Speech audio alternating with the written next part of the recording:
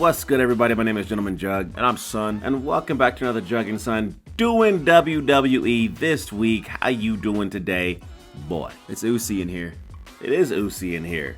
Hey, make sure to like, subscribe, hit the bell icon, do all the things all the other YouTubers tell you to do. Son, you gotta take me to Raw. So this is the Raw after Bad Blood, and we got CM Punk, and he's out here, and he said, "Yeah, I almost died yesterday." And he said, "The Hell in a Cell, it changes you when you leave. You're a different person." You know, you haven't heard this before. I haven't heard it before. I don't think any wrestler, Drew and Randy, has ever said that kind of thing. Shawn Michaels, Seth Rollins. You know, I don't know anybody who has sat there and gone through Hell in a Cell. Triple H, John Cena, and said that it changes them. No, but it changed CM Punk. And he says, "Yeah, so I need to go home now because I haven't seen my wife in 5 weeks." That's your fault. That's not our fault. We paid We paid for a show to see CM Punk. I don't care about his personal life. I want to make sure that he's there to make me feel happy about myself for I don't know however long he's there. But I guess he's taking a break, and I don't know when he'll be back. Maybe next year. Go see Larry. Go see AJ.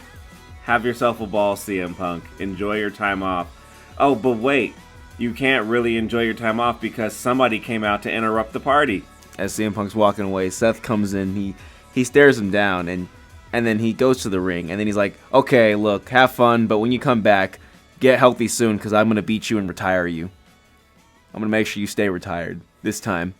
Okay. That's what Seth said. And then he said, "All right, now I got to talk about Bronson Reed because he almost killed me, and I'm gonna get him." And he gets in the camera and he's like, "Reed, I'm gonna get you." Yeah. I was like, okay. I mean, I know what they were trying to do, but the way the camera was like just all up in his face was just kind of funny.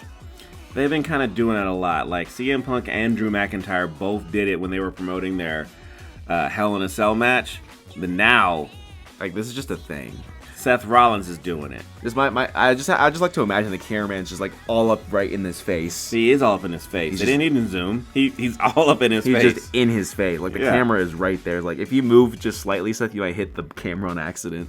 But they've been doing this move a little bit recently, and it's a lot more than I thought it would be because I'm noticing it. Because I'm like, all right, maybe cut it out. Like not everyone has to do that when they're trying to be intense. But I guess we'll move on.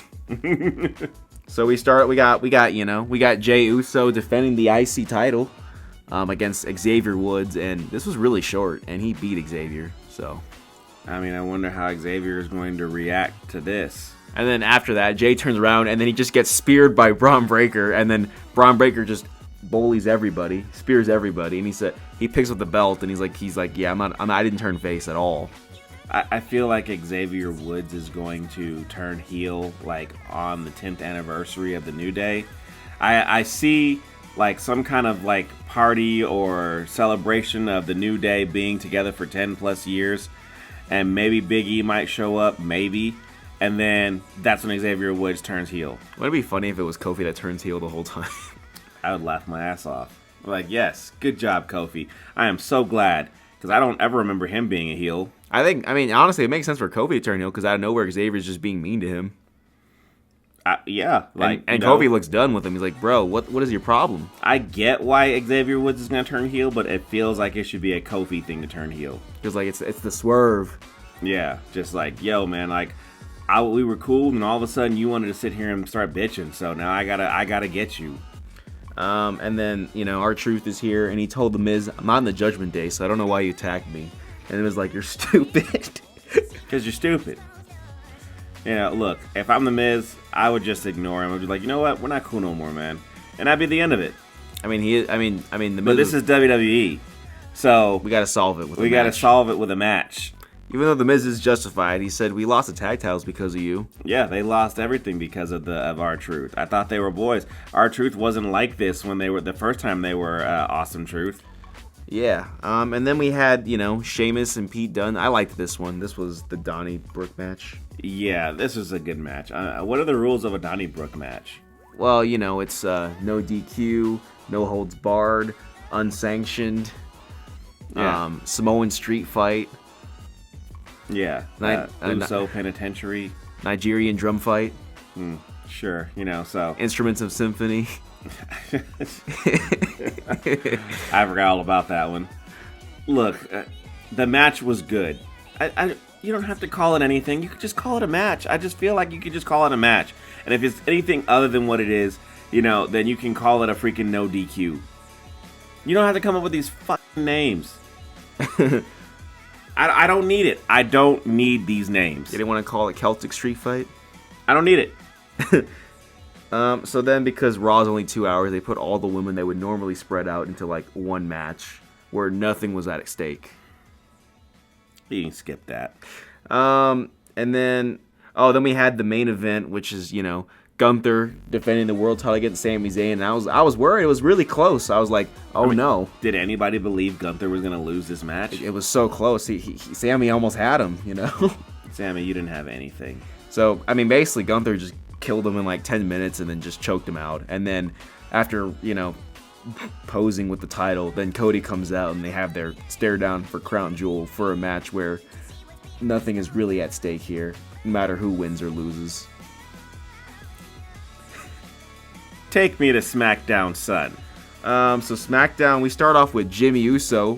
Big Jim is back. Big Jim. I don't know why it made me laugh. And he's here, he's like, I'm back, y'all. He's like, yeah, man, you've been gone for like 6 months, cuz. What's up? He's like, he's getting some Jey Uso pops here a little bit. A little bit, because he did get taken out by, the Bloodline. Yeah, those two, that when it was just Solo and one guy. Now Solo and 2 guys. Solo and 3 guys, actually. I don't think Jimmy knows them. No. The other guys, because he only knew of one other person when he got ambushed. Yeah. So, and then, he's just doing his thing out here. And then, Roman comes out. And the tribal chief. The OTC. He came out. And I don't like his entrance music. I just don't. I liked the last song he had. That shit was fire. I like that a lot. Yeah, well, this is what we're stuck with, so. Yeah, I guess so, man. I know WWE. I know what you did. You got rid of Def Rebel, okay? Look, and I'm all for that. Get rid of them. They made some shitty music, okay? I think one good banger, to me, was Roman Reigns' last theme. That's what they did. I don't know if they made this theme, because if they did, yes, get rid of them. And they should have got rid of them a long time ago, but I'm glad they made Roman Reigns' music. At least that song. So I think Roman's here and he's like, now that you're back, Jimmy, we're gonna do what the Bloodline usually do. We're gonna, we're the greatest of all times. We're gonna run all the arenas. And Jimmy said, well, not right now. Yeah, you're not the tribal chief. He's like, I'm the only one in our family who acknowledges you. Yeah. He's like, we need help. And then he just leaves and Roman's like, what? Help? From who? Then we had LA Knight fight Carmelo Hayes defending the U.S. title. And I'm like, back-to-back defenses. So I'm like, all right. He's defended it more times than Logan Paul. Yeah, it's fine. I don't hate this. He's at 4 in 1 month, and Logan Paul had 2 in the entire reign. I mean, look, right now Logan Paul is doing whatever the hell he's doing, but LA Knight is crushing it in WWE. Yeah. I honestly kind of hope that Logan Paul doesn't come back because I'm pissed off that I like his in-ring work. But other than that, I don't like him. Yeah. So then I think they showed Jimmy and Cody talking, and Jimmy's like, wow, that's nice belt. You're doing a good job, I guess. But I'm not going to help you again. And then Cody's like, Big Jim. Yeah. I'm like, okay.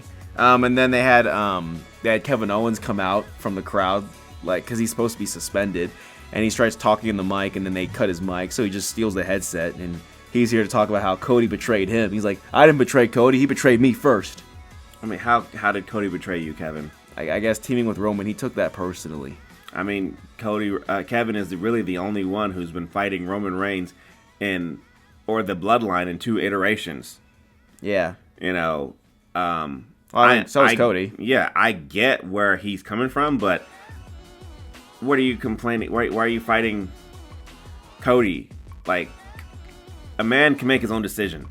I mean, like Sammy did the same thing, and you didn't do anything to him. You didn't attack. He did attack Sammy. He used to say Sammy was crazy. That's Yeah. the reason why Sammy changed, right? Yeah, but he accepted Sammy back. Yeah, I guess so, because they did win the titles off of the Usos. I don't know. There's a reason there why I shouldn't like the fact that Kevin is the one going after Cody, but it eludes me right now. I don't know what it is. But Cody's here, and we got like 20 million security guards, and then Randy's here, and he's like, hold on, I'm going to break this up. So he tries to break it up and gets elbowed in the face, and he's like, oh, you just hit me, and then he punches Kevin. And then I guess Kevin he was shocked. He was shocked that Randy actually hit him. You hit him first! I'm like, what'd you expect? You hit the Viper. So I guess Cody wants to go out and take out Kevin Owens. And then Randy's like, no, just get in your bus and get out of here. I got it. And did he have it?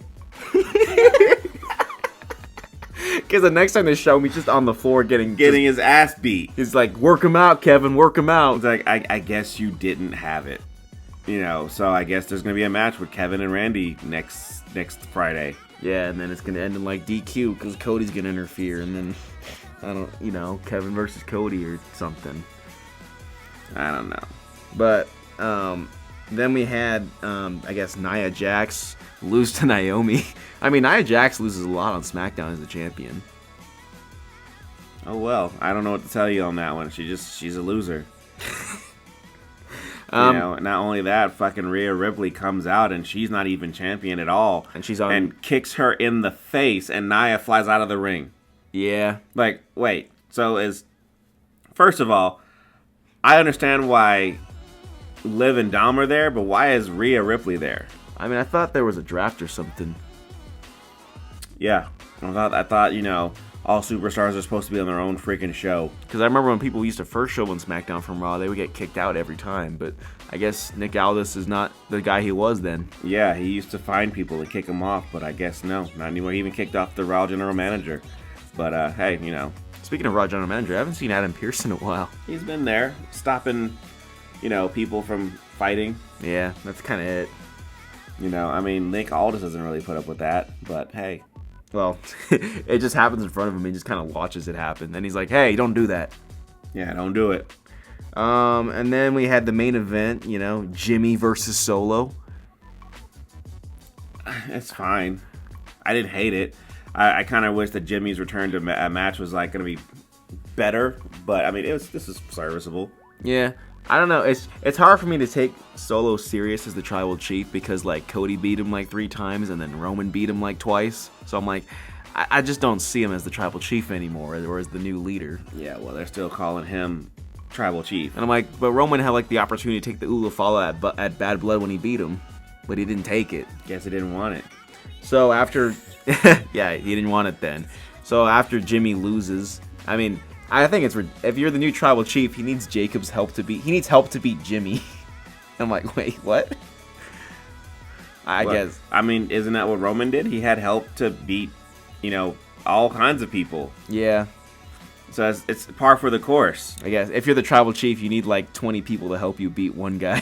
What needs to happen is that in the future, when Roman and Cody fight, they need to settle this once and for all.